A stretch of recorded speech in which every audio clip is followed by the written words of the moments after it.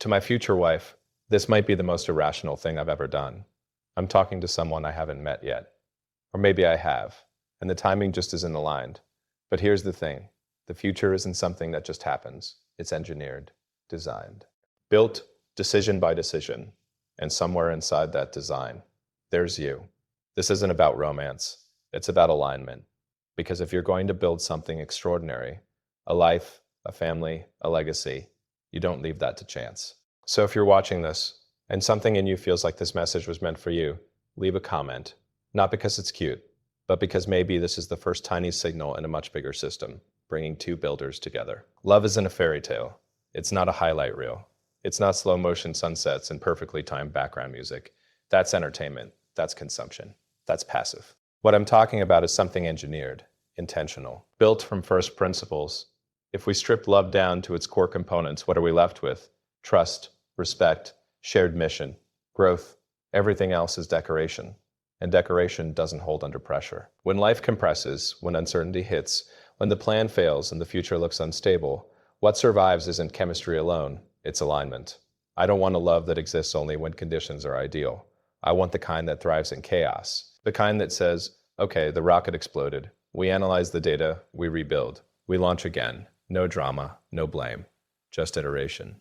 Because love, like any ambitious project, requires resilience. Most people approach relationships like they're shopping. How does this person make me feel? That's the wrong starting point. The better question is, what can we build together that neither of us could build alone? Because feelings fluctuate. Mission endures. When two people lock into a shared purpose, attraction deepens into something far more powerful than excitement. It becomes momentum. A fairy tale is about being saved. A mission is about building side by side. I'm not looking for someone to complete me. I'm looking for someone complete on her own. Someone dangerous in her ambition, disciplined in her habits, calm in uncertainty. Someone who doesn't need the spotlight but can stand in it without shrinking. Someone who understands that love isn't about dependency. It's about amplification. When two independent systems connect correctly, they don't collapse into each other. They increase capacity. That's the model. Two strong individuals forming a stronger unit. Not losing identity, but expanding capability. Not dissolving into comfort, but accelerating towards something bigger. And yes, there will be moments that look cinematic. There will be laughter at 2 a.m., spontaneous trips, quiet mornings with coffee, and big conversations about impossible ideas. But those moments are byproducts. They're not the foundation. The foundation is choice. Choosing each other when it's inconvenient. Choosing honesty when it's uncomfortable. Choosing growth when it's easier to stay the same. Love as a mission means we hold each other to higher standards. It means we don't let each other shrink. If I start drifting from my potential, you call it out. If you start doubting your power, I remind you who you are. Not gently, not destructively, precisely. Because the goal isn't comfort, it's expansion. The world doesn't need another couple obsessed with aesthetics. It needs partnerships that build things. Families that raise resilient minds. Homes where ideas are tested, not silenced. If we're going to do this, it has to matter beyond us. A fairy tale ends at happily ever after. A mission begins there. So when I say I'm looking for love, understand what I mean. I mean a co-founder in life, a strategic partner in chaos, someone who understands that the point isn't to escape the world together. It's to engage it, reshape it, and come back home stronger every time. That's not fantasy. That's construction. Building a future bigger than ourselves starts with rejecting small thinking. Small thinking says, let's just be comfortable. Small thinking says, as long as we're happy, that's enough. But comfort is a low bar. Happiness by itself is unstable. It rises and falls with circumstances. What I'm talking about is scale, expansion, designing a life that stretches beyond our immediate gratification. If we're going to do this, if we're going to choose each other, then it has to be for something that outlives moods and trends. A relationship should not just be a private escape from the world. It should be a force within it. Two people aligned, not just emotionally, but strategically. Two minds asking, what problem are we solving together? What standard are we setting? What kind of environment are we creating for the next generation? Most people build lives accidentally. They drift into routines, drift into careers, drift into relationships. And then one day, they wake up inside a structure they never intentionally designed. I don't want drift. I want deliberate architecture. I want us to sit down and ask hard questions about the future. Where do we want to live? What kind of impact do we want to make? How do we allocate our time, our energy, our resources? Not just for survival, but for significance. A future bigger than ourselves means we don't optimize for applause. We optimize for contribution. Maybe that means building companies. Maybe that means creating art that challenges assumptions. Maybe that means raising children who think independently and act courageously. Whatever form it takes, it has to be intentional. And here's the truth. Building something meaningful requires sacrifice. There will be late nights. There will be moments where we choose long-term vision over short-term pleasure. That's not a flaw in the system. That is the system. If we want extraordinary results, we can't operate on average standards. But here's the advantage of doing it together. Shared ambition compounds. When one of us is exhausted, the other carries momentum. When one of us doubts, the other injects clarity. Energy becomes renewable because it's not generated by one source alone. It becomes a feedback loop of vision and execution. I imagine conversations about ideas that seem impossible at first. Ideas that make other people uncomfortable. I imagine a home where thinking big is normal. Where dreaming audaciously isn't naive, it's expected. Where failure isn't humiliating, it's data. That kind of environment doesn't happen by accident. It's built through shared standards. And understand this, bigger than ourselves doesn't mean neglecting each other. It means elevating each other. It means creating a structure where both of us grow beyond who we were when we first met. Stagnation is the enemy. The moment we stop evolving, we start shrinking. So we design a future that forces evolution, new skills, new challenges, new frontiers. There will be pressure, but pressure is what turns raw material into something refined. Without it, potential stays dormant. I don't want dormant potential. I want activation. When we look back decades from now, I don't want our story to be, we were comfortable. I want it to be, we built something that mattered, something that shifted our community, something that inspired people we'll never even meet, something that proves that partnership, when aligned around a powerful vision, becomes more than romance. It becomes legacy in motion. Resilience through chaos isn't optional. It's the entry requirement. Because chaos is not a glitch in the system. It is the system. Markets crash. Plans fail. Health fluctuates. People disappoint. Timelines collapse. If we expect a smooth trajectory, we're building on illusion. What matters isn't whether disruption comes. It's how we respond when it does. I don't want a relationship that only works under stable conditions. That's fragile. Fragile systems break under stress. I want anti-fragility. I want the kind of connection that absorbs shock and becomes stronger because of it. When external pressure increases, our alignment tightens. When uncertainty rises, our communication sharpens. When the world feels unstable, we become the stable point. Chaos reveals character. Anyone can be supportive when things are easy. Anyone can be loving when the environment is predictable. But when there's financial pressure, public criticism, unexpected setbacks, that's when you find out who you're standing next to. Do they panic? Do they retreat? Or do they lock in? Resilience isn't loud. It's not dramatic speech, ES, or emotional overreactions. It's controlled focus. It's the ability to say, this is difficult. Good, let's solve it. It's emotional regulation under stress. It's not pretending things don't hurt. It's refusing to let pain dictate direction. In chaos, communication becomes oxygen. We don't shut down. We don't weaponize silence. We don't keep score. We get precise. What's the problem? What are the variables? What's within our control? What's noise? We separate emotion from strategy, not to suppress feeling, but to prevent it from distorting decisions. And here's something most people don't understand. Resilience isn't built in the storm. It's built before it. It's built in daily discipline, in how we handle small frustrations, in how we talk to each other when we're tired, in how we recover from minor disagreements. Those micro moments are training sessions. They prepare us for larger disruptions. If we can't navigate small turbulence, we won't survive major impact. There will be seasons where everything feels uncertain. Career transitions, risky moves, bold decisions that don't have guaranteed outcomes. In those moments, I don't need perfection. I need steadiness. I need a partner who understands that volatility is the price of ambition. If we aim high, we will experience instability. That's physics. The greater the ascent, the stronger the resistance. But here's the advantage. When two people are aligned under pressure, fear loses its dominance. You look across the room and realize you're not alone in the fight. That changes the equation. Courage multiplies when shared. Resilience also means forgiveness. We will make mistakes. I will make mistakes. You will make mistakes. The question is not whether errors occur. It's whether ego blocks repair. Can we admit fault quickly? Can we apologize without defensiveness? Can we adjust behavior without resentment? That's strength, not pride. And sometimes chaos won't be external. It will be internal. Doubt, fatigue, emotional overload. In those moments, resilience looks like patience. It looks like giving space without disconnecting. It looks like listening without trying to fix everything immediately. It's understanding that not every storm needs to be conquered. Some just need to be endured together. The goal isn't to eliminate chaos. That's impossible. The goal is to become so aligned, so disciplined, so emotionally intelligent that chaos becomes terrain we know how to navigate, not comfortably, but confidently.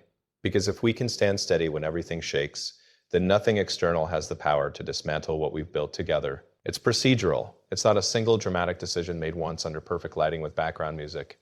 It's a repeated commitment made in ordinary moments, under pressure, in fatigue, in distraction. Real partnership is not sustained by intensity. It's sustained by intention. Attraction might bring two people together. Compatibility might make it easy in the beginning. But longevity is built on conscious choice. Every day there will be variables competing for attention. Work demands, personal ambitions, stress, unexpected problems. In that noise, we either drift apart by default or choose alignment by design. Choosing each other means prioritizing the relationship, even when it's not convenient. It means protecting time together the same way we would protect an important meeting. It means understanding that attention is currency, and where we invest it determines what grows. If we invest attention into distraction, distance expands. If we invest attention into each other, connection deepens. It's easy to choose someone when they're at their best, when they're confident, productive, energized. The real test is choosing them when they're exhausted, uncertain, or frustrated. That's where maturity shows. That's where loyalty stops being a word and becomes behavior. There will be days when we disagree, days when we misunderstand each other, days when external stress makes patience thinner than usual. In those moments, the decision is simple but powerful.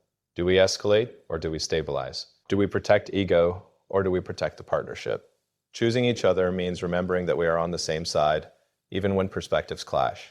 It also means choosing growth over stagnation. Over time, people evolve, ambitions shift, interests expand. If we don't actively choose to keep learning each other, we wake up next to a stranger we assumed we already understood. Choosing each other daily requires curiosity, asking questions, listening without interruption, staying engaged with who the other person is becoming. Consistency builds trust, not grand gestures, not dramatic promises. Small, repeated actions, showing up when you say you will, following through on commitments, being emotionally available when it matters. Trust compounds when behavior aligns with words over time. And here's something most people underestimate. Choosing each other also means choosing boundaries, protecting the relationship from unnecessary interference, not allowing external opinions to dictate internal decisions, not letting temporary emotions override long-term values. Discipline in love is not restriction, it's protection.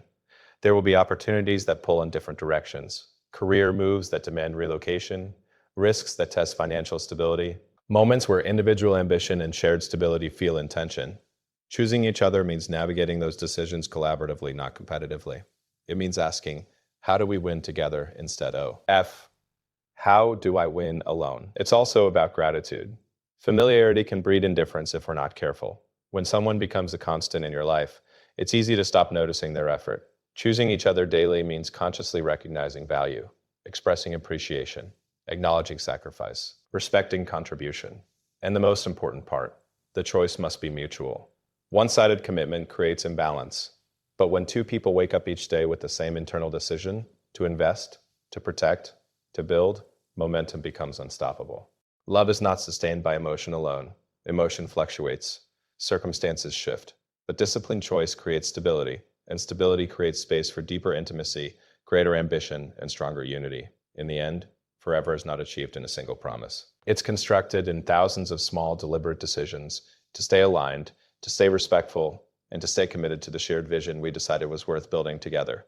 Legacy over comfort is a difficult choice, because comfort is seductive. Comfort feels safe. It feels earned.